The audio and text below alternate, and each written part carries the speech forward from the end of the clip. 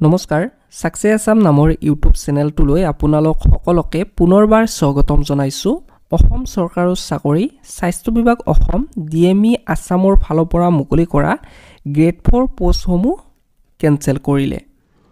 তো এইখন হৈছে অফিচিয়েলি নোটিছখন। তো ইয়াতে লিখিছে this is for information of all concern that in reference to the advertise VIDE নং।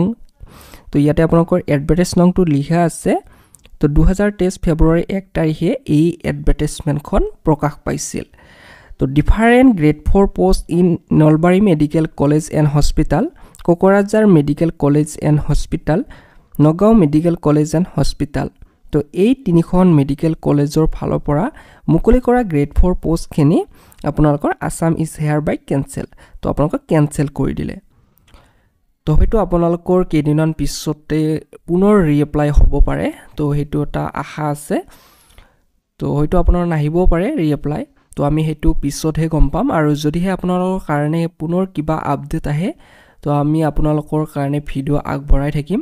গতিকে আপোনালোকে আমাৰ এই চেনেলটোৰ লগত জড়িত হৈ থাকিব, চেনেলটো ছাবস্ক্ৰাইব কৰি ৰাখিব, কাৰণ আমাৰ এই চেনেলৰ মাধ্যমেৰে আপোনালোকে কিবা নহয় কিবা শিকিব পাৰিব, কিবা নহয় কিবা জানিব পাৰিব।